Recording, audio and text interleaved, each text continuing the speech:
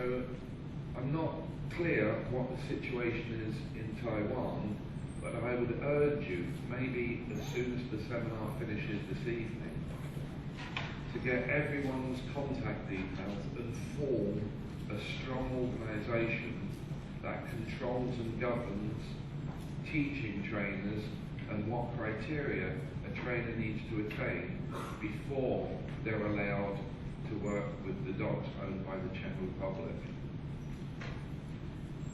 我不知道台湾目前的现况，但是我会很希望说，在我们的课程上完以后，大家可以集合起来，就是把众人的力量集合起来，然后成为一个强而有力的组织，用组织的力量来教导怎么样训练狗，然后你们一起来思考，狗训练师应该要有什么样的资格，那这样子我们将来才会有更好的训练师可以为大众他们的爱狗来服务。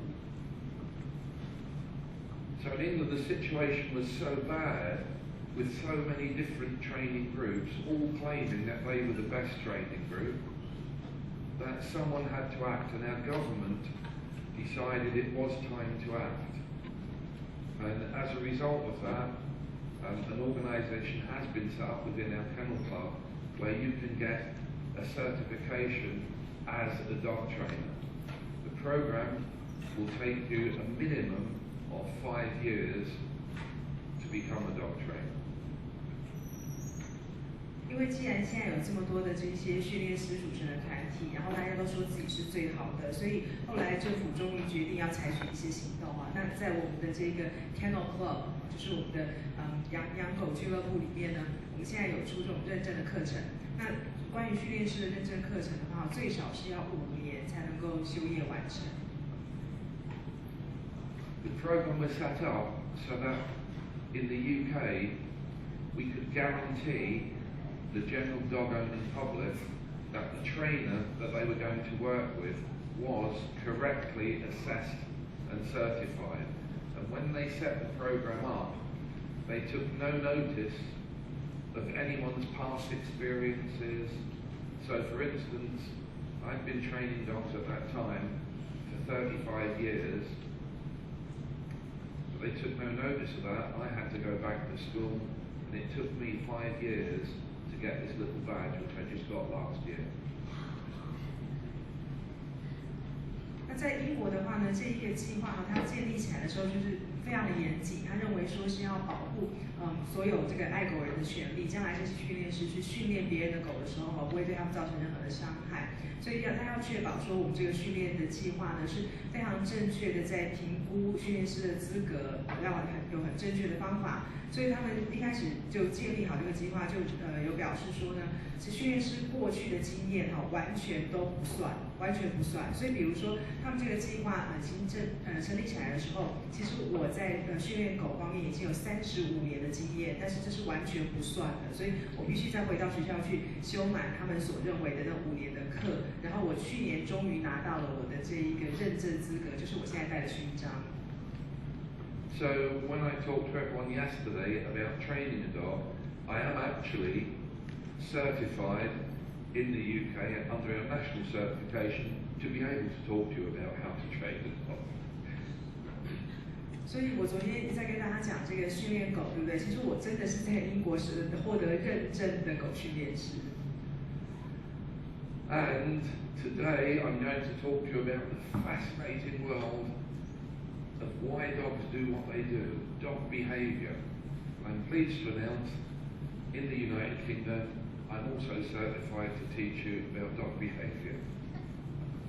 那今天我们要谈的呢，就是为什么狗会出现这些行为。好，那这个狗的行为的解析，这当然是一个非常有趣的主题。那我也附带跟大家提一下，我在英国的话，的确也是获得认证的，我是有资格教这个科目的。I'm also pleased to announce that the certification that I have is open to anyone in the audience. If you go onto it's an internationally accepted accreditation. If you go onto the British Kennel Club website and look for the Kennel Club Accredited Instructor Program, you can download all the information, so you too can have the same qualification as me. 另外，我也很高兴要跟大家宣布哦，其实我所获得的这个认证呢，也是你们也有资格也有机会可以获得的，因为它这个是属于一个国际上公认的一种认证。那你们如果到 British Kennel Club 这个英国养狗俱乐部的网站上面的话，你们去看它的那个 accredited 的 instructor program 认证的讲师课程，它里面会有很详细的介绍。那如果大家有兴趣，也可以去上这个课。I should also point out that I'm not a member of the Kennel Club because it's my belief that the Kennel Club in most countries of the world do a very bad job because they promote people to overbreed and they often encourage people to breed purebred dogs that are mutated and deformed. So there's a lot I do not agree with our Kennel Club or other kennel clubs, but I think this is the one thing they've got right. 不过我还要讲到，其实我并不是这个英国养狗俱乐部的会员啊。那我不是会员的原因，是因为呢，我觉得世界各地的这一些狗俱乐部 （Kennel Club），他们都做了很多错误的事情。比如说呢，他们会等于鼓励大家去繁殖狗，然后又会强调要有纯种的狗。可是这些狗呢，可能到最后会基因有突变，或者是产生畸形的现象。所以我觉得这都是不对的，我不赞成他们的这些做法。不过至少我想我们的这个认证课程是他们做对的一件事。So, what we're going to cover today, what I'm going to cover today is dog behaviour. It's fascinating. You know, why would a dog, when I leave it by itself in the house, decide to tear the house to pieces? Why would any dog, when I leave it by itself, bark? Why would any dog want to pee and poop in my house instead of doing it outside? Why would any dog want to bite my children? Why would any dog want to attack another dog? There are reasons behind all those behaviours. And if there's reasons behind them, it means usually if we understand the reasons, we can go a long way to trying to correct or cure the problem. So the fascinating world of dog behaviour, that's what I'm going to try and cover today. And some of you wrote questions yesterday before we finished, and I only took one of the questions because it related to training. You'll probably find that I cover most of the questions that you wrote out yesterday in what we're going to do today. But if anyone has a particular problem with their own dog, if you write it down, if I don't cover it in most of what we're doing today, I'll try and answer it in front of everyone when we get to the question and answer session. There's already one or two interesting ones that we have left over from yesterday. 所以我们今天呢要来讲的就是狗的行为哈。为什么呢？我把狗留在家里的时候，它会把我们的家具都咬烂？为什么它自己在家会大声狂叫呢？那为什么它要在我的屋子里面大便，不到外面去大便？为什么狗狗要咬我的小孩？为什么它要去攻击别的狗？好，这些都是狗的行为。那其实背后都会有理由的。如果我们能够先了解这个原因的话呢，就比较能够去解决这些问题。昨天呢，我知道大家有写了一些问题给我。那你们写的问题如果是跟训练有关的，我想在昨天还有今天的课哈，很多你们问题会得到解答。那如果是就是说你自己养的狗有一些特别的问题，不知道行为的问题，不知道怎么解决的话哈，那我们今天的课程如果还没讲到的，在今天最后会有一个问答的时间，那时候我会尽量回答大家的问题。I think I'm not sure, but I think Vivian is standing there waiting to introduce me. 我想 Vivian 在那边应该是等着要介绍我。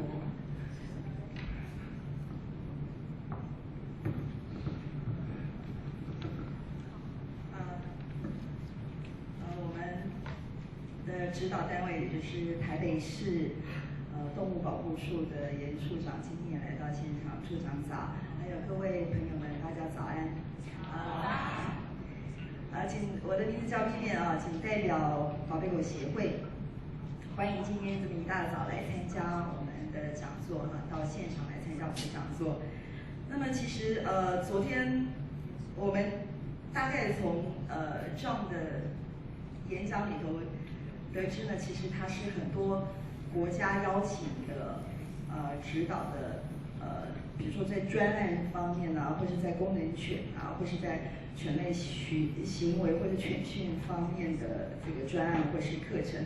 比如说我知道是意大利、英国、美国、古巴、印度这么多的国家的政府来邀请他，那么我心里头很感动，因为呢，我们也邀请到了这个国家级的这个演讲专业来，到我们这个现场。那我想我很高兴，那也希望各位跟我的感受一样，就是恭逢其盛，今天有机会能够聆听他在犬类行为方面带给我们他个人的经验的见解。那我这边要强调是个人呢，是因为就像他昨天有提到的，犬训以及训练有很多种，那么他用的方式只是他认为在这40年的经验里头是目前最好的。比如说昨天也是很感动我以前在电台接受访问的时候也曾经讲过这样子的想法，就是说我们常常有句话说狗狗是人类最好的朋友，但是请问我们人是狗最好的朋友吗？现在呢，在台湾这个环境啊，狗狗它的地位是像家人、像亲人、像我们的小孩这么样的珍惜，还是像4等动物一样的对待？我想我们心里头都有一把尺。如果要把这个等级提高的话，有赖各位的支持啊，有赖各位的支持。那么今天除了处长大驾光临之外，其实我们1月份的讲师啊，他今天微服出巡啊，我们1月份的讲师戴根基戴医师也来到现场啊，然后来听听John 的这个演讲，所以我觉得今天的课程呢，势必是非常令人期待的。那么在今天的演讲之前，我还是要跟各位介绍一下，就是我们今天请到的翻译呢是国家级的翻译专业翻译师哈，他其实也是代表政府，那有时候是外商公司在做协调跟谈判时候的专业的翻译者哈。那他的名字叫做 Lydia， 我们是不是先给他一个掌声鼓励？谢谢 Lydia， 小姐。我不得不夸赞我们宝贝狗协会已经踏入国际级了，我们的一些做法都是国际级的做法。好，那我是现在还是不占用太多John的时间，希望John今天给我们一个很丰富的演讲，谢谢John。我们欢迎 Mr. Rogerson， 谢谢。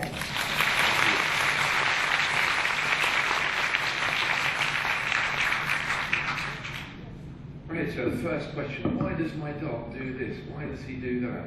And the answer is, on some occasions, he does it because he watches you do it. And some of you learned yesterday how you can teach a puppy to be worried about people it doesn't know is by your behaviour towards people. And I gave a little demonstration. If I have a puppy with me and I'm raising it and it looks to me for everything in life, my wife and family members come into the house and we greet one another by embracing and kissing. And the puppy watches that. And he says, you're my role model for behaviour, and so you think these people are wonderful, so do I. But then I greet other people that aren't my close friends by shaking them by the hand, and the puppy looks at that and he says, I watched you approach these people, touch them, and then back away. I'm going to start doing the same. That's called observational learning. A dog will learn a lot of behaviours by watching how you behave. So we cannot separate the behaviour of a dog from the behaviour of its owner.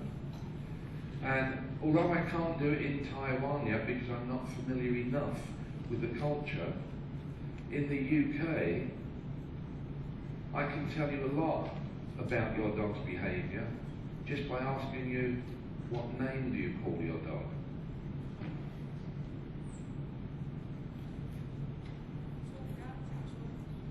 今天的课程呢是要谈到说为什么狗会出现这些行为啊？那其实很多时候这个答案就来自于说他已经看过你这样做啊。因为我们昨天上课的时候也有提到，其实我们自己对待别人的态度，狗都看到了。所以比如说我们看到陌生人来我们家，然后我们会担心，那其实狗也是因为这样而学来的。尤其是我们从幼犬开始养起，它会把人当成是它的模范，所以它什么都是看它主人的做法。那我们在家里面呢，看到自己的妻子，或者是看到我的家人，我很高兴跟他们有热情的拥抱。那这个狗狗就会认为说，对，这些人都是好人，因为你也很喜欢他们。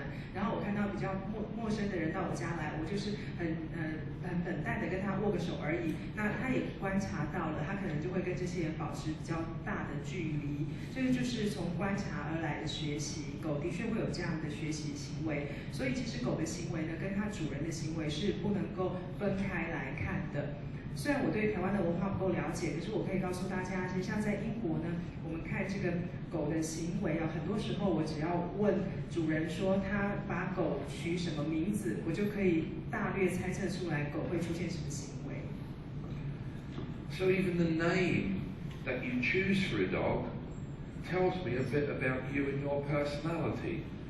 So an example would be,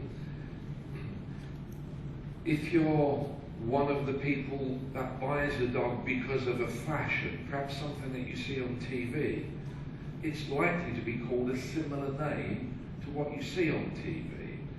If you have an interest in a sport or a hobby, often the dog's name reflects that. There's two different ways that people choose a name for their dog. They either get the dog as a puppy and then think of a suitable name, and the name often reflects how the dog behaves when they got it, or they choose a name before they get the dog. So if you chose a name for your puppy before you got it, it tells me a lot about you as a person.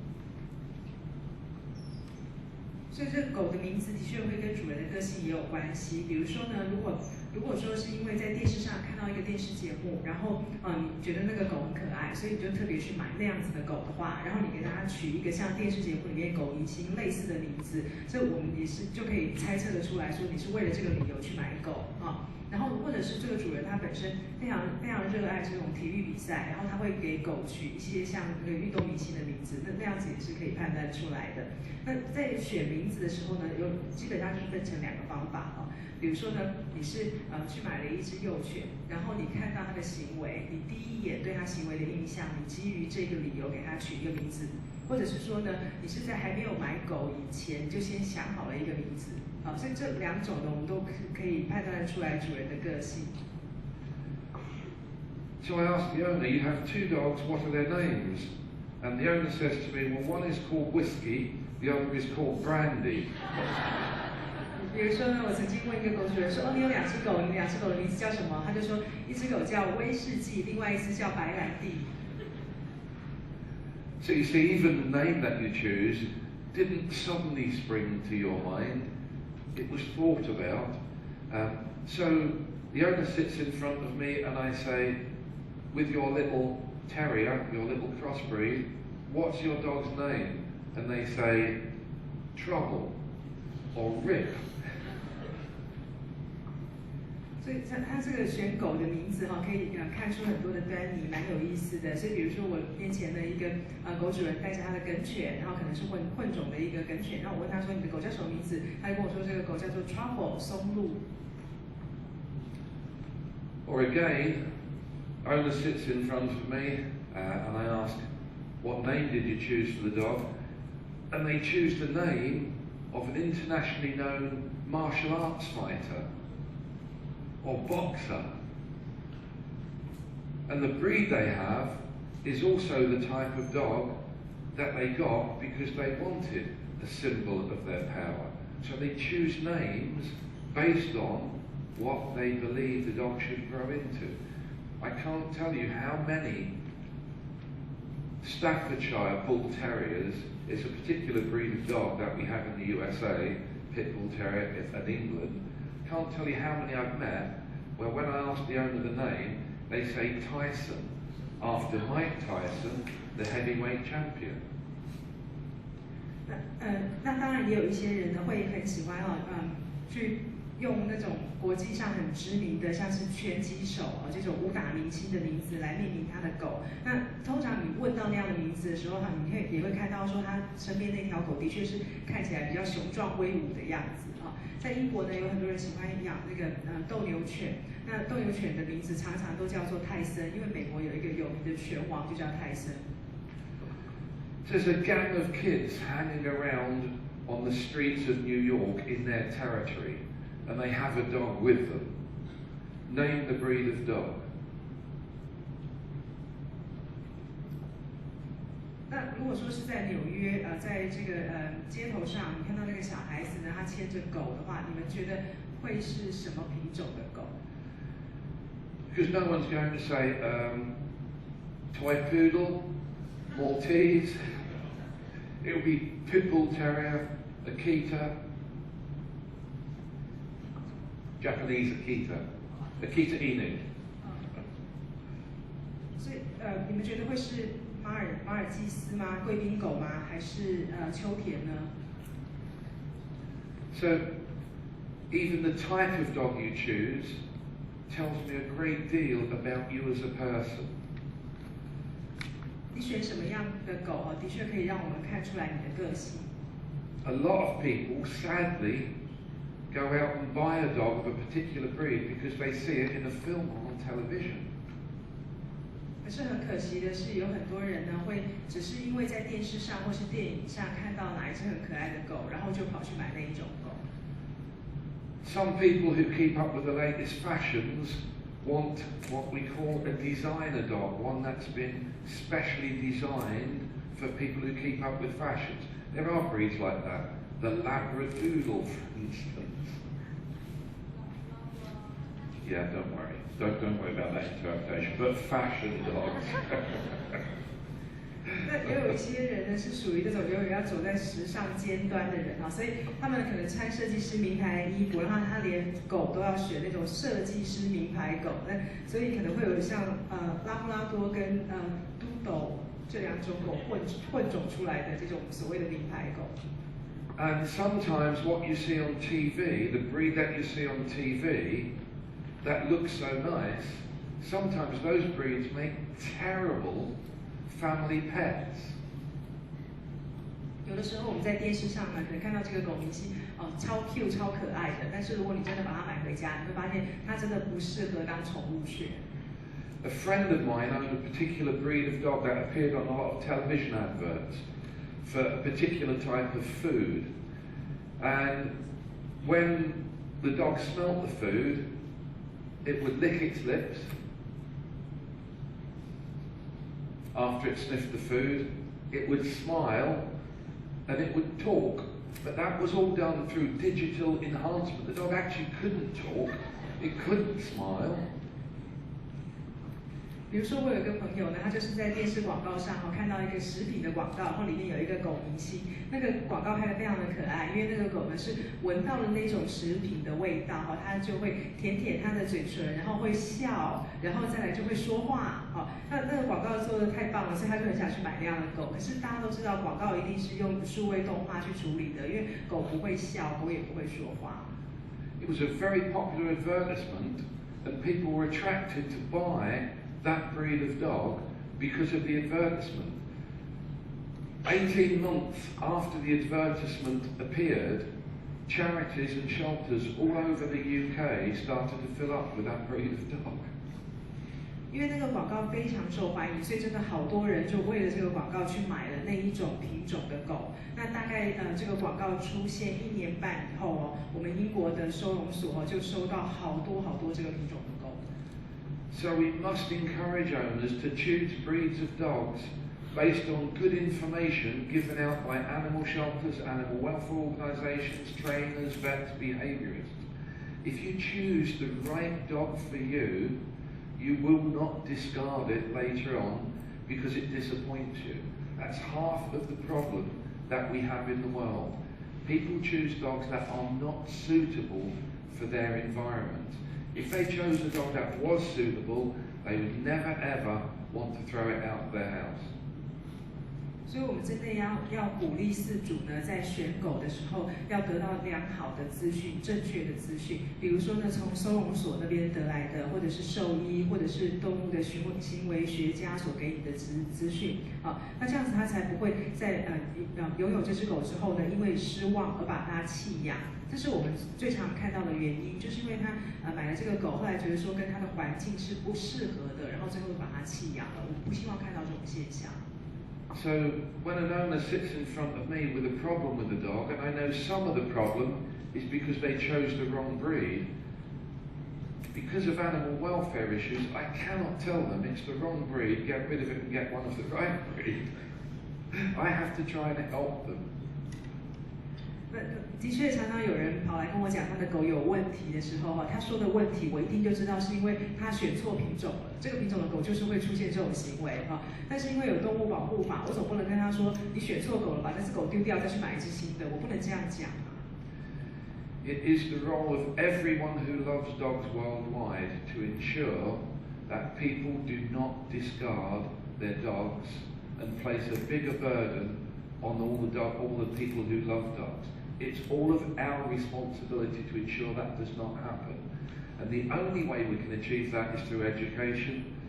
And the only way that education is going to work is to give everyone, including veterinarians, health professionals, dog trainers, dog behaviourists, animal welfare organisations, the correct information about dog behaviour and why dogs behave the way that they do. So, I'm going to just press the button to get the next slide. 所以呢，我觉得对于所有的爱狗人士来讲，这个都是我们的责任哦。我们当然不希望说其他的人就弃养狗，然后变成我们爱狗人士的负担。那怎么样能减少这样的弃养呢？最重要的就是要做教育、做宣导。我觉得我们也要给兽医、还有公卫相关人士以及狗训练师、行为学家、动物保护人士这些相关正确的资讯，尽力的来宣导这些议题。So you can see I put up a picture of 2 different dogs there. One is a white German Shepherd, that's not important. The other one is a flat-coated Retriever, that's not important. What's important is they don't look the same. What's even more important is they do not behave the same way. They were invented for different reasons. So that's the first part of the lesson on dog behaviour. The behaviour relates to the breed that you buy. It's why we divide dogs into 7 different breed groups. The way that each of those dogs is trained is different. You cannot train both of those dogs using the same technique. It is an impossibility. And that's the difficulty that we have running training classes or educating people at the moment. There are so many different breeds of dog, all of which require a different approach to training. 我们现在投影片上看到的这2只狗一个是德国牧羊犬，另外一个是食猎犬的一种。好，那当然这2只狗看起来是不一样的，它们的行为也是不一样的。因为这2种狗呢，它们本来会被培育出来，就是为了不同的目的。所以我们可以把狗大概粗略的分成7个不同的族群啊。那因为它们的那个种类是不一样的。那在训练的时候用的方法也绝对是不一样的。这个其实是我们在做训练课程的时候很重要，但是也很困难的一点，就是要去告诉来上训练课程的人说，其实我们训练不同的狗会用不同的方法。So when we train this type of dog, this is a type of retriever. So when we train it and teach it to be sociable around people, there's a specific way that we do it. But generally, this breed of dog, they like everybody. They have the idea of sharing things, that's why they're a retriever. They're usually very easy to raise and look after for a family. Lots of retrievers are like that. So the way we raise that dog is very different from the way we raise this dog. 像我们在右手边看到的呢，这是食猎犬嘛。那食猎犬的话，我们要教它说在跟人相处、社会化的这个过程呢，就是当然会有一个方法。不过基本上来讲呢，食猎犬本来就是很喜欢跟人类在一起的，就像我们所知道的黄金猎犬一样。然后它们的基因里面本来就是很愿意跟别人分享它身边的东西。This dog is a German Shepherd. It has a very different background. The military use them, the police use them. They have a reputation for being very, very protective over the person who owns them. So when we train this dog, it has different characteristics. And in raising this dog, the German Shepherd, it has to behave better than the Retriever because the public are more worried about that dog than they are that one. So you have to train it to a higher standard than you have to train that dog. 是我们看到左边的这个是德国牧羊犬，就完全不一样啊。德国牧羊犬的话呢，它是军方和警察会用的狗。那这个德国牧羊犬的个性呢，本来就是会比较保护它的主人啊，这是它的本性。那我们在训练的时候呢，要训练出来的德国牧羊犬的这个行为呢，必须要比食猎犬的行为要好很多啊。因为大家看到德国牧羊犬会怕，所以我们训练它的时候要让它的行为表现非常良好，要达到很高的标准。So, the breed of dog you choose, some of its behaviour is already locked in at birth, which you cannot change. A German Shepherd cannot be a Golden Retriever. A Doberman cannot be a Golden Retriever. The Golden Retriever cannot be a Maltese. It's already locked in, which you and I do not have the power to change. And that's my first role. When someone comes to me with a problem with a dog, is I'm looking at that type of behaviour. How much of the dog's behaviour is down to the breed of dog that it is? Remember, I can't change it. It is inflexible to being modified or altered. 那我们知道狗的行为有一部分呢是在它出生的时候就已经奠定的，那这个是跟它的品种有关系。就像刚才我们说的，德国牧羊犬的话跟黄金猎犬绝对不一样，所以然后杜宾也跟黄金猎犬不一样，那黄金猎犬也不可能变成马尔济斯，这些都是我们不能改变的。那很多人来跟我讲这个狗的问题的时候，其实第一个我们要先看的是它是什么品种，那它的品种呢去影响它的行为是占的比例有多少？那这一个部分呢是没有弹性，是我们不能改变的。Now remember, as we saw yesterday, that type of behaviour can be controlled by training the dog. I can train my border collie to come when caught. I can train him to stay when I throw something, which controls his instinct to chase. I can teach my Doberman to bark and be quiet on command to control its desire to bark at everybody. It can always be controlled by training. The earlier the training is carried out, the easier it is to carry it out. 这些本性呢，我们可以透过训练来做控制，不能改变，但是我们可以控制。比如说呢，边境牧羊犬，我们可以教会它在主人要它回来的时候就把它召回，然后要它停下来的时候叫它等，它就可以等。因为边境牧羊犬的本能是到处去追逐猎物，可是如果我们要训练它的话，成功的时候也是可以叫它等下，就等，不要去追逐猎物。那杜宾狗呢，本来就是护卫犬，它会向所有人狂叫，但是我们可以控制它，主人要它不要叫的时候，它就可以不要叫。那这些是经过训练可以达成的，越早开始训练，效果会越好。I can also control it by using management. I can stop, and you can as well, you can stop any dog from biting people by putting a muzzle on it when it's around people. Now it cannot bite.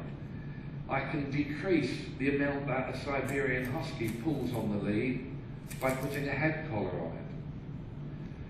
When we do that, it stops the behaviour that we don't want, but it doesn't teach the dog what we do want.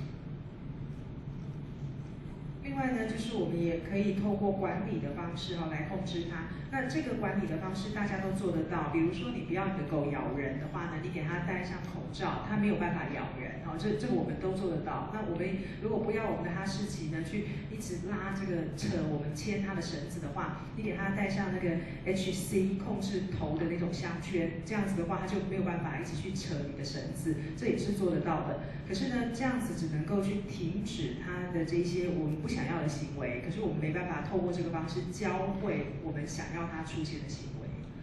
So when I put a muzzle on a dog, it will stop that dog from biting, but it does not stop the dog wanting to bite. 也就是说呢，我给狗戴上口罩的时候，它没有办法咬人，可是这不能控制它想要咬人的欲望。Today, I want to share with you how you can prevent the dog biting in the first place, and if it is biting, how you can actually stop it wanting to bite.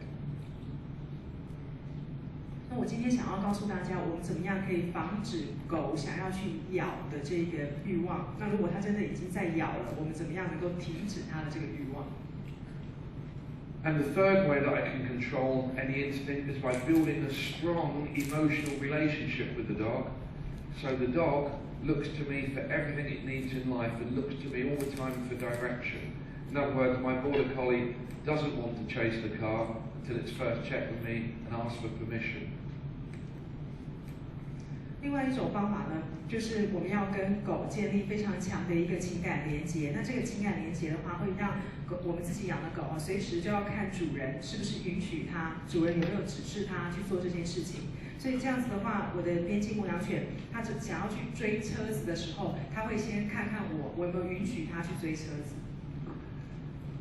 This is what we're all interested in. This is what I am really, really interested in. It's called learned behaviour. When we get a puppy, it learns as a result of life experiences. It learns by experimenting. Learned behaviour can be imprinted for life very early on. We talk about recall yesterday, teaching a dog to walk without pulling on the lead. First experience it has on the collar and lead is imprinted, so for the rest of its life it doesn't pull on the collar and lead. Remember, the same as the horse. That behaviour can be changed, altered, modified, manipulated in any way that we want. Those are the easy ones. The more difficult ones, remember, are the genetic behaviours, where the dog has a genetic desire. All of these can be changed. 再来呢，就是我们最感兴趣的是学习而来的行为。那学习而来的行为啊，就是因为狗它过去的经验，还有它的实验过得到的结果。那这些学习而来的行为是我们最能够影响的。那如果是及早的让它在透过学习得到正确的行为的话，这些能够烙印在它心里。像我们昨天有提到说，我们为什么牵一匹马会比较容易，但是你牵狗出去的时候，狗会一直乱扯你的绳子，不愿意好好听我们的这个指挥呢？其实这就是如果我们有及早去教它，还有它第一次被套上绳子的时候，它的反应、它的经验，这会影响它日后每一次被套上绳子，它会有什么样的反应啊？那这个是学习而来的行为，这个部分呢是我们可以改变的，可以依照我们想要的方式去改变它，所以这是比较容易的一部分。那刚刚前面我所讲的跟品种有关的，属于基因的部分是困难的。